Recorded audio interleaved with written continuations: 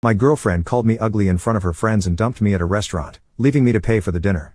As she walked away, she loudly said, "A guy like you should be grateful I even dated you." I smiled and calmly waited. This morning, my phone blew up with 13 missed calls. You guys, I'm still processing what happened last weekend. I keep replaying it in my head and wondering if I somehow imagine the whole thing. But nope. My maxed out credit card and the ice cream stains on my couch confirm it was very real. For context, I had been with Rachel for 2 years. 2 years. Not some casual fling or whatever. We had the whole routine down. Netflix marathons on Sundays, awkward holiday dinners with both families, even that weird couples yoga class she insisted on trying, which we both sucked at, TBH. Things weren't perfect between us, are they ever? But I thought we were solid. We had talked about maybe moving in together this summer. She had these little annoying habits, leaving her socks literally everywhere, texting during movies, and making these helpful comments about my appearance. Stuff like, "That shirt makes your arms look bigger," or "Have you thought about trying a different hairstyle?" I always brushed it off as her being honest. Pass me with such a doormat. So last Friday, Rachel texted me about this dinner with some work friends. She's never really included me in her work life before, always saying it wasn't professional or whatever. So I was actually excited. I even went shopping for a new outfit, RIP my budget, and spent forever getting ready. I'm talking full YouTube grooming tutorial, the fancy hair products I only use for special occasions, the works. I get to the super expensive restaurant downtown, the kind with tiny portions and no prices on the menu. Red flag number 1. Rachel's already there with 2 girls she works with, Leona and Paula. The moment I walk up, there's this weird vibe. Rachel barely acknowledges me. Just this half stand from her chair and a quick "You're late." I was literally 2 minutes late because parking was impossible. I sit down and she looks at my outfit and goes, "Oh, you wore that?" Not quietly either. Her friends exchange this look, and I immediately feel my face getting hot. For the record, I was wearing a dark blue button-up that I thought looked nice, nothing crazy or inappropriate. I try to laugh it off, is there a dress code I missed? But she just shrugs and says they already ordered appetizers. Cool.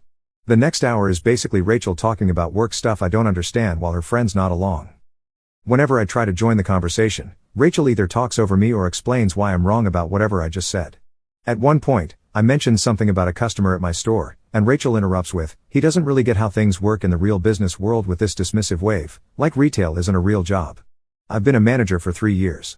I'm sitting there getting more uncomfortable, wondering if Rachel's always been this condescending and I just never noticed, or if she's showing off for her friends. Either way, not a great look. Then Leona asks how we met, and I start telling the story about how her coworker Victor is my best friend and introduced us. Rachel cuts me off mid-sentence and says, "Yeah. Victor felt bad for him. I was doing a favor, really." Then, laughs. You guys. My stomach literally dropped. That's not even close to how it happened. Victor had actually warned me about Rachel's ego before setting us up, but said she was a good girl underneath it all. Spoiler alert, she wasn't. I excuse myself to the bathroom, mostly so I don't cry in front of them. I'm in the stall texting Victor "UTF is happening?" When I get a notification that Rachel just tagged herself at this restaurant on Instagram with girls' night out, I'm not even there. Victor calls me immediately, but I send him to voicemail because I don't want the girls to hear me crying. I splash some water on my face, fix myself up, and give myself this sad little pep talk in the mirror about getting through dinner with dignity. When I get back to the table, they're all laughing about something, but stop abruptly when I sit down. Awesome. The waiter brings our main courses, and Rachel keeps making these jokes about my food choice. I ordered pasta, one of the less expensive options because I was already worried about the bill, and she keeps saying stuff like carb loading for a marathon, and that's a bold choice for someone with your body type. Each comment feels like a little paper cut, and they're adding up fast. At this point, I'm barely eating. Just pushing food around my plate and counting the minutes until I can leave. Then Paula asks Rachel about some presentation, and Rachel launches into this whole story about how her boss loved her ideas, and she's basically running the whole project now. Something clicks in my brain. The week before, Rachel had been stressing about this same presentation, saying her portion was only 5 minutes, and she was nervous. Now suddenly, she's the star? It's like she's living in some alternate universe where she's the main character. Then the bill comes. The waiter sets it on the table, and Rachel picks it up, looks at it for a second, then slides it over to me. I think she's just showing me the total. But then she says, and I will never forget this. "You know what? I don't think this is working." I stare at her, waiting for the punchline. There isn't one. "I've been trying to make this work, but I'm just not attracted to you anymore. I think we should break up." In the middle of a restaurant. In front of her friends. After 2 years together, who does that? I'm completely blindsided. Are you serious right now? This is how you want to do this? She stands up, grabs her jacket, and says, I still get a knot in my stomach thinking about it. A guy like you should be grateful I even dated you this long. You're not exactly a prize. Then she and her friends just left. They all walked out together laughing, leaving me sitting there with a $347 bill for all their stupid Wagyu appetizers and fancy cocktails. The waiter came over with this look of pity that made everything 1,000 times worse. I paid the bill with my credit card, which I'm still paying off from Christmas, yay, and somehow made it to my car without completely falling apart. I called Victor from the parking lot sobbing so hard he couldn't understand me at first. He came straight to my apartment with a pint of Ben & Jerry's and a bottle of wine, the real MVP. Between ugly crying and stress eating cookie dough, I told him everything. He was livid. Like, I had to talk him out of driving to Rachel's place and causing a scene. That's when he got weird. He kept asking questions about what Rachel had said about work, projects she mentioned, her role in the company. Finally, he was like, Sebastian, I don't know how to tell you this, but Rachel isn't who she says she is at work. Turns out, Rachel isn't some hotshot marketing girl about to get promoted. She's an assistant who makes coffee runs and schedules meetings. All those business trips? Complete fabrications. The big presentation? She was just doing the slides for the actual team. The fancy title on her LinkedIn? Total fiction. I felt like such an idiot. For 2 years, this girl had been lying about basically everything, and I never questioned it. What else had she been lying about? That night after Victor left, I went into full detective mode. I scrolled back through our text history, our photos, everything. So many inconsistencies I'd missed. Comments about money that didn't add up. Times she had to work late, but her location showed her across town. I couldn't sleep. I kept replaying that moment in the restaurant, how small she made me feel, how humiliated I was. At, 3 a.m., I get a text from a number I don't recognize. Hey. It's Chloe from Rachel's office. Victor gave me your number. There's some stuff you should know. That's when things got really interesting. First update. First, thank you all so much for the supportive comments on my last post. I literally cried reading some of them in a good way. A lot of you asked for an update, so here's what happened next in this absolutely wild situation. So after finding out from Chloe, who works with Rachel, that my girlfriend of 2 years had basically been living in a fantasy world of her own creation, I spent the next few days in that gross post-breakup fog. You know the one, where you're alternating between crying into a pint of ice cream and angrily scrolling through old photos wondering if any of it was real. My apartment looked like a disaster zone. Dishes piled up, laundry everywhere, and approximately 7 empty DoorDash bags because cooking felt impossible. The worst part was that I kept having these moments where I'd think of something funny to text Rachel, then remember what happened, and it was like being dumped all over again. My brain was literally stuck in a loop of, did that actually happen? And how did I not see this coming? I'd also been avoiding social media because I just knew Rachel would post something annoying. But Wednesday morning, I finally caved and checked Instagram. Sure enough, there was Rachel with some gym selfie captioned, "Level up, know your worth, the audacity." I nearly threw my phone across the room. Victor came over that evening with takeout and found me wrapped in my comforter like a sad burrito. He's been amazing through this whole thing, making sure I eat actual food, listening to me rant about the same things over and over, and not once saying I told you so, even though he had his suspicions about Rachel from the beginning. While we were eating, Victor showed me his texts with Chloe. Apparently, they'd been talking a lot, and she had tea to spill. According to Chloe, Rachel had been telling everyone at work that she dumped me because I was clingy and always talking about marriage. What? I was not the one who made a Pinterest board called Future Home Ideas. Yes. Rachel actually had one of these, which she claimed was research for some work project. Then Chloe dropped the real bombshell. Rachel wasn't just lying about her job title. She was currently on probation for taking credit for other people's work and might actually get fired soon. All those late nights working, she was frantically trying to fix mistakes before anyone noticed. Those business trips, complete fiction. I was still processing all this when my phone rang. It was Tom, Rachel's dad. I almost didn't answer, awkward, but figured I should be an adult about this. Tom has always been super sweet to me. Remembers my birthday and actually asks questions about my life, kind of sweet. He sounded concerned and asked if everything was okay between me and Rachel. Apparently, she told her family we had a little fight, but everything was fine. A little fight? The woman publicly humiliated me, dumped me in front of her friends, and stuck me with a massive bill. I tried to keep it vague, saying we were taking some space because I didn't want to put him in the middle. Then he mentioned Rachel's birthday dinner on Saturday and how the whole family was looking forward to seeing me there. You guys. I nearly choked on my lemonade. Rachel had told her family we were still together and that I was coming to her birthday dinner. The dinner was at her parents' house, and apparently, she'd told them we had big news to share. After hanging up, I sat there in shock while Victor looked at me like I'd grown a second head. He was like, is she delusional or just a pathological liar? Honestly, I was wondering the same thing. That's when we came up with a plan. I wasn't going to just ghost her family. They'd always been kind to me, and they deserved to know what kind of person Rachel really was. But I also wasn't going to cause a scene or be vindictive. I would simply attend the dinner as invited and let the truth come out naturally. The next day, Chloe met me for coffee, slightly awkward since we'd only met through Rachel, but she turned out to be really chill. She confirmed everything and added even more details about Rachel's work lies. The team Rachel claimed to lead was actually just her and 2 interns. The big presentation she was in charge of last month? She was just operating the slideshow while her boss presented. Chloe seemed genuinely upset on my behalf, saying she'd always thought Rachel's stories about me seemed off. Apparently, Rachel would come to work complaining that I was high maintenance, when in reality, I was paying for most of our dates toward the end because Rachel claimed to be between paychecks, which I now realized probably meant she was terrible with money. Midway through our conversation, Chloe got a text from their boss asking if she could come in Saturday evening to help with some emergency project. Chloe was bummed because she'd had plans, but then I had an idea. What if Chloe needed to drop something off at Rachel's parents' house during the birthday dinner? The timing would be perfect. As we were figuring out the details, my phone buzzed with a text from Rachel, first one since the restaurant disaster. It just said, "We need to talk about what happened." I might have overreacted. Might have? I showed Chloe, and she nearly spit out her coffee. Overreacted is when you get annoyed about someone being late, not when you publicly humiliate your boyfriend of 2 years and stick him with a $300 bill. I didn't respond. Let her sweat. The next 2 days were a blur of preparation. I wasn't going to this dinner unprepared. I dug through old texts, finding all the lies, dates when she claimed to be at work conferences that didn't exist, stories about coworkers that Chloe confirmed were fabricated, even photos Rachel had posted of herself at work events that were actually just downloaded from the company website. Friday night, Victor came over to help me pick an outfit. Not gonna lie, part of me wanted to show up looking amazing just to spite her, but we decided the best approach was to look nice, but not like I was trying too hard.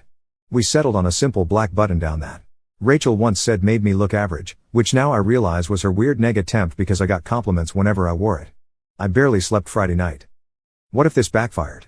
What if her family took her side? What if I froze up and couldn't go through with it?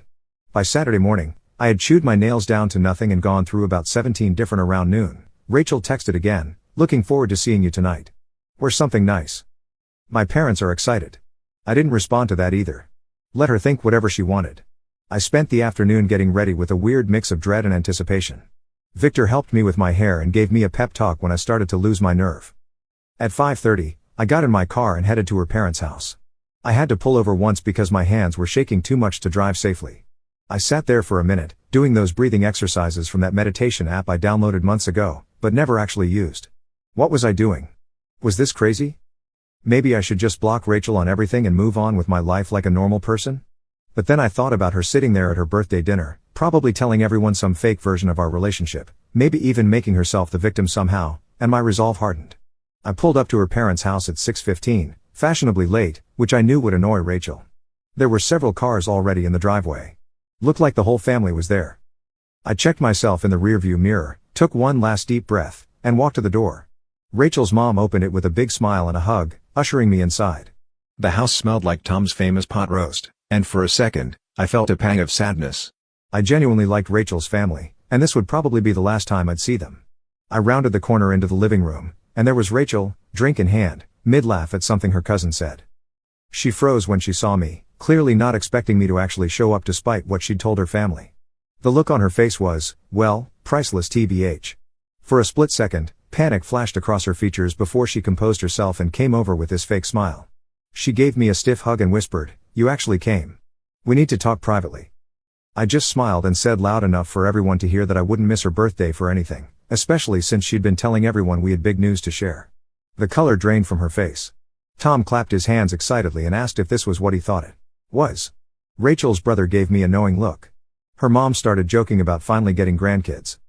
Rachel gripped my elbow a little too tight and tried to steer me toward the hallway, but her dad called out that dinner was ready, and everyone needed to sit down. As we all took our seats around the dining table, with Rachel nervously watching my every move, my phone buzzed with a text from Chloe. On my way. 15 minutes out. Rachel leaned over and hissed, "What are you doing here?" I thought after the restaurant. I just smiled sweetly and said loud enough for everyone to hear. "Oh, I wouldn't miss the chance to tell your family about what happened at that restaurant, Rachel." I'm sure they'd love to hear that story. The look of absolute panic on her face as her dad started bringing out the food? Worth every second of anxiety it took to get there. Game on. Second update. I'm finally ready to share what happened at Rachel's birthday dinner. Sorry for the delay. I needed a mental health day after all this drama. Plus, my Wi-Fi has been acting up because my neighbor borrowed my password and apparently downloaded the entire internet. Where did we leave off? Right. Me sitting at the dinner table with Rachel's family while she panicked about what I might say. So there I was, surrounded by Rachel's family.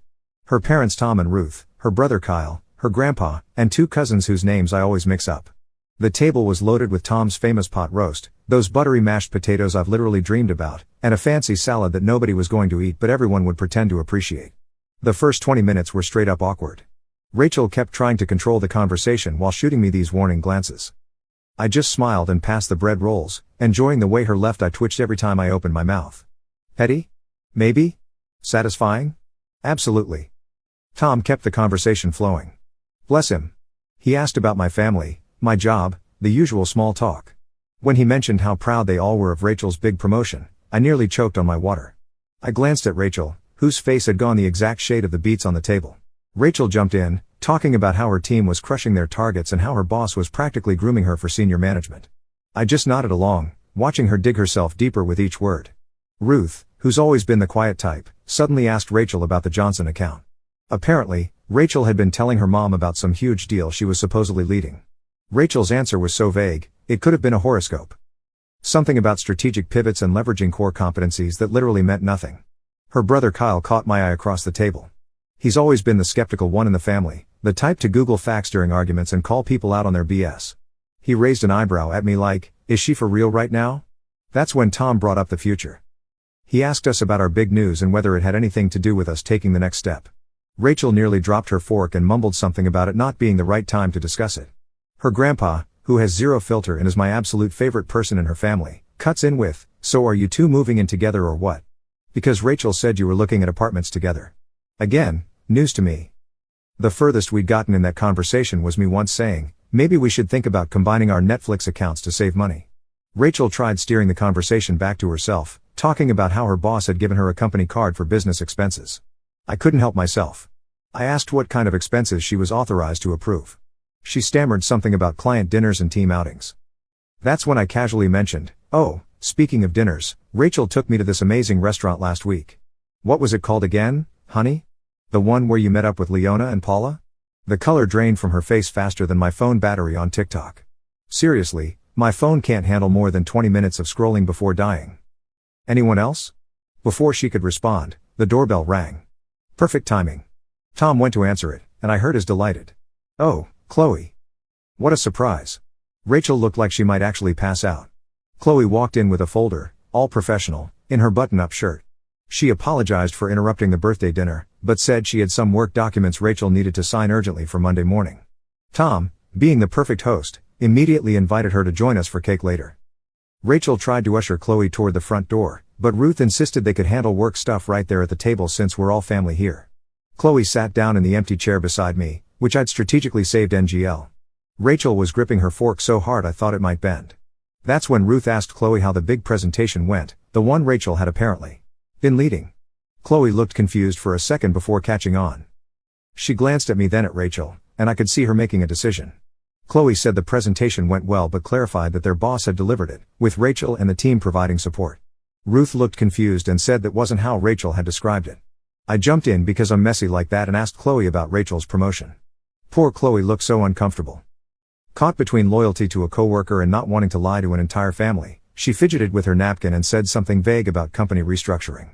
Rachel interrupted with this fake laugh and tried changing the subject to sports or whatever, but her brother wasn't having it. He asked Chloe point blank what Rachel's current title was. The silence that followed was like that moment when you drop something in a public bathroom. Everyone hears it. No one wants to acknowledge it. Chloe looked at Rachel, who was silently pleading with her eyes, then at me. I nodded slightly. She cleared her throat and said that Rachel was an administrative assistant in the marketing department. The silence. Ruth put down her fork slowly. Her grandpa made this little hump sound. Kyle muttered something that sounded suspiciously like, I knew it. Rachel immediately went into damage control mode, saying Chloe was confused, that she had multiple roles, that it was complicated. But the dam had broken. Her family started asking specific questions that she couldn't weasel out of. When did you get promoted? She hadn't. Why did you say you had a team? She didn't. What about that corner office you mentioned? Also fictional. With each question, Rachel's stories unraveled more. She kept looking at me like this was somehow my fault, which just made me more determined to let everything come out. Tom, bless his heart, tried to smooth things over. He suggested we all have some cake and talk about happier things. As he went to the kitchen to get it, Kyle asked me directly about the restaurant I'd mentioned earlier. This was my moment. I took a deep breath and told them everything. How Rachel had invited me to meet her friends, how she'd belittled me throughout dinner, how she dumped me in front of everyone and walked out, leaving me with a $347 bill I could barely afford. Rachel tried interrupting several times, but her mom shut her down with this look I'd never seen before. Pure disappointment. Rachel's defense, that I was exaggerating and playing victim, that I had embarrassed her in front of her colleagues by not fitting in, that leaving me with the bill was teaching me financial responsibility. Her grandpa actually snorted at that last one. Chloe, who had been quiet through most of this, finally spoke up. She confirmed my story, adding that she'd heard Rachel bragging to coworkers about how she'd put me in my place. She even pulled out her phone and showed texts from Paula, receipts, y'all, discussing what had happened. Tom came back in with the cake just as Rachel was trying to paint herself as the victim. He set it down and asked what he'd missed. No one spoke for a moment. Then Rachel's mom said, very quietly, that they needed to have a family discussion about honesty. Rachel exploded, like full-on temper tantrum. She accused me of turning her family against her, called Chloe a traitor, and said everyone was just jealous of her success. What success? She knocked over her water glass, pointed at me, and yelled that a guy like me should be grateful she even bothered with me. Her dad gasped. Her grandpa said something that I'm pretty sure was old people swearing. Her brother just shook his head like he wasn't even surprised. I stayed calm somehow and said that the only thing I was grateful for was finally seeing who she really was. Rachel stormed out, slamming the door so hard that one of Tom's decorative plates fell off the wall and cracked. The aftermath was weirdly peaceful. Tom apologized to me like 50 times. Ruth looked tired and sad. Kyle helped clean up the spilled water. Chloe apologized for her part in the awkwardness but said she couldn't stand by while Rachel lied to everyone. Then the strangest thing happened. Instead of asking me to leave, they insisted I stay for cake. We all sat there. Rachel's ex-boyfriend, her coworker, and her family, eating birthday cake without the birthday girl. In any other situation, it would have been the most awkward thing ever. But somehow, it wasn't. After cake, I helped Tom clean up in the kitchen. He kept apologizing and saying he had no idea Rachel had been lying about so much. He seemed genuinely heartbroken, not just about what she'd done to me, but about who his daughter had become. I felt bad for him tbh. No parent wants to realize their kid is, well, kind of terrible. He asked me quietly if there had been signs before. And I admitted that looking back, there were red flags I'd ignored because I wanted to believe the best about her. When I was getting ready to leave, Rachel's mom pulled me aside. She thanked me for my honesty and apologized for what her daughter had done. She seemed so defeated, like she was trying to figure out where they'd gone wrong in raising her. I assured her it wasn't their fault. Rachel had made her own choices. Chloe offered to walk me to my car, probably sensing I needed a moment to process everything. As we walked down the driveway, she mentioned that Rachel had been having problems at work for months, taking credit for other people's ideas, lying about her contributions, even faking emails from clients. She was actually on her final warning before potential termination. Suddenly, Rachel's desperate need to appear successful made a twisted kind of sense. Her whole identity was built on this fake image of success and status. When I thought about it that way, I almost felt sorry for her, almost.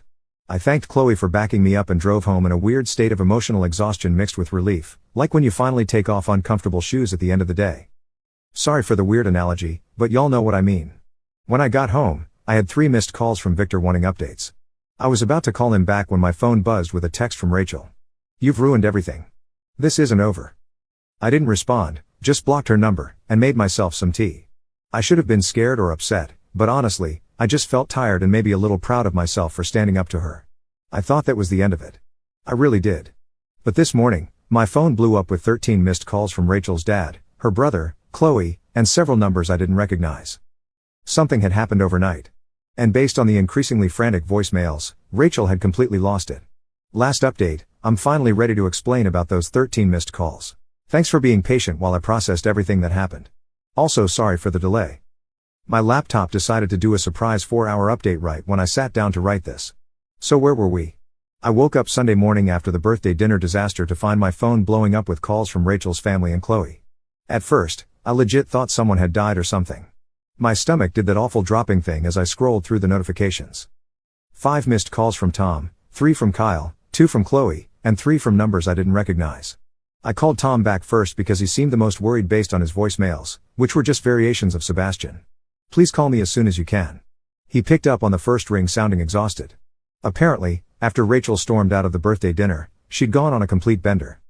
She'd shown up at her ex-boyfriend's apartment at, 2 a.m. drunk and ranting about how I'd ruined her life. The ex, who I didn't even know existed tbh, was understandably freaked out and called Kyle, who had to go pick her up. But that wasn't all.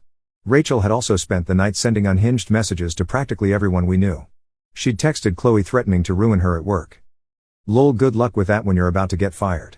She'd posted this long rambling status on Facebook about how she was surrounded by snakes, and people would regret betraying her. Most concerning was that she'd posted my address in a private message to her friend Paula, saying she was going to make me pay for humiliating her. Paula, who apparently has some moral compass, immediately called Tom and forwarded the message, which is why he was trying so desperately to reach me. I was sitting on my couch in my ratty old pajamas, hair still in yesterday's messy bun, trying to process all this information while Tom apologized approximately 50 times for his daughter's behavior. I should have been scared, I guess. But honestly, I just felt tired. Like, when your phone is stuck at 1% battery for hours, just waiting for it to finally die so you can charge it and move on. Tom insisted on coming over just to make sure I was okay, which was super sweet, but also made me panic clean my apartment. Nothing motivates tidying up like knowing someone's dad is about to see your living space. Am I right? I was literally throwing dirty laundry into my closet and scrubbing dried toothpaste off the bathroom sink when my doorbell rang. It wasn't just Tom. Kyle was with him too. They brought coffee and those little pastries from the bakery near their house, which, not gonna lie, might be what I miss most about being with Rachel. We sat at my tiny kitchen table with the wobbly leg that I've been meaning to fix for months, and they filled me in on the Rachel situation. According to Kyle, this wasn't the first time Rachel had lied about her life. In college, she'd apparently told everyone she was on the softball team when she'd actually been cut during tryouts.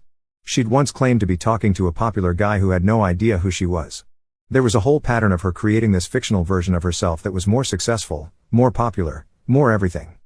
As they were talking, my phone kept buzzing with texts from friends who'd seen Rachel's social media meltdown. Victor was freaking out, wanting to come over with his girlfriend who does kickboxing just in case. He watches too many crime shows, I swear. My group chat was blowing up with confused messages about the dramatic subtweets Rachel was posting. That's when my doorbell rang again. I literally froze, wondering if it was Rachel. Kyle peeked through the blinds and let out a long breath. It was Chloe. Apparently, Rachel had been blowing up her phone all morning too, and Chloe wanted to warn me in person since Rachel had mentioned paying me a visit. So there we all were, me, Rachel's dad, her brother, and her coworker, sitting in my living room on a Sunday morning, trying to figure out what to do about this woman-child throwing a tantrum because she got caught in her lies. If it wasn't so stressful, it would have been hilarious. Like, imagine explaining this situation to someone who wasn't there. Chloe mentioned that their boss had already gotten wind of Rachel's social media tirade. Someone had screenshotted and forwarded it. So Monday at work was going to be interesting. Kyle was worried Rachel might do something stupid if she lost her job on top of everything else. That's when my doorbell rang again. This time, it was the building manager, looking super awkward. Apparently, Rachel had been downstairs making a scene in the lobby, demanding to be led up to my apartment. The manager had refused, bless him, and threatened to call the police, at which point Rachel had stormed off, but not before yelling that I was a lying bastard loud enough for the entire first floor to hear. Tom looked devastated. He kept apologizing and saying he didn't know where they went wrong with her. I felt terrible for him. Imagine realizing your adult daughter is basically a walking red flag. Kyle was more practical, suggesting I document everything just in case Rachel's behavior escalated. We were all sitting there trying to figure out what to do when my phone buzzed with a notification. Rachel had tagged me in an Instagram story. Against my better judgment and everyone in the room telling me not to look, I opened it. It was a photo of me from early in our relationship, sleeping on her couch with my mouth open, captioned, "Mr. Perfect who ruined my birthday isn't so perfect. A guy like you should be grateful anyone took pictures of you at all." Like, that was her big revenge? A slightly unflattering photo from 2 years ago? I actually laughed out loud, which wasn't the reaction Tom was expecting. But honestly, if that was the worst she could do, I was going to be fine. Just as we were discussing next steps, there was a loud pounding on my door. We all jumped. Then we heard Rachel's voice, slurring slightly. "I know you're in there. Open the door." Chloe immediately stood up like she was going to confront Rachel, which was sweet, but unnecessary. I was already calling the building security guard, perks of a slightly more expensive apartment building. Rachel kept pounding and yelling, and I could hear my neighbor's door open as she came out to see what the commotion was about. By the time security arrived, Rachel had moved on to kicking the door. The security guard didn't mess around. He told Rachel to leave or he'd call the police. There was some back and forth that I couldn't quite make out, then silence. The guard knocked gently and let me know Rachel had left the building but was still in the parking lot, possibly waiting. Tom was mortified. He insisted on going down to deal with his daughter himself. And honestly, I was happy to let him. He was so upset that Ruth, Rachel's mom, had to come pick them both up. The whole situation was just sad. After they left, Chloe and I sat on my couch in stunned silence for a bit. She finally broke it by asking if I had any alcohol, which felt like the appropriate response to the morning we'd had. We split a bottle of wine I'd been saving for a special occasion, and this definitely counted. By the time Chloe left, it was late afternoon, and I was emotionally exhausted. Victor came over and stayed the night just in case Rachel decided to make a return appearance. She didn't. Thankfully. We ordered pizza, watched bad reality TV, and tried to process the absolute soap opera my life had become. The next few weeks were, well, an adjustment. Rachel got fired from her job after failing to show up for 3 days and sending inappropriate emails to several coworkers. She moved back in with her parents temporarily, which I only know because Kyle and I have kept in touch. He's actually pretty cool. We get coffee sometimes. Rachel tried to contact me a few more times, leaving voicemails that ranged from angry to tearful to weirdly nostalgic. I saved them all just in case, but never responded. She created a few fake Instagram accounts to message me, but they were so obviously her, who else would write "you're making a big mistake with that spelling error," that I just blocked them instantly. The weirdest part was running into her at Target about a month later. I was in the home section looking at shower curtains, and suddenly there she was, holding a pack of socks and looking like she hadn't slept in days. We made eye contact, and for a second, I thought she might cause a scene. Instead, she just turned around and walked away, leaving her shopping basket right there in the aisle. That was 3 months ago now. Rachel eventually moved to her aunt's place in another state, according to Tom, who still sends me holiday cards, which is sweet, but awkward. Her social media has gone suspiciously quiet. Kyle thinks her parents finally cut her off financially until she gets therapy. As for me, I'm doing pretty good, actually. My apartment finally feels like mine again now that I've rearranged the furniture and replaced the stuff that reminded me of Rachel. The strangest outcome of all this might be my unexpected friendship with Chloe. We're not dating or anything, though Victor keeps trying to make that happen. But we grab lunch sometimes and text out stupid TikTok videos. It's nice having someone who witnessed the whole Rachel saga and understands why I now have trust issues the size of Texas. Looking back at everything, I'm not angry anymore. Well, not just angry. I'm also weirdly grateful. Not for dating Rachel. Definitely not that. But for finding out who she really was before things went further. Imagine if I'd moved in with her or something? Shudder.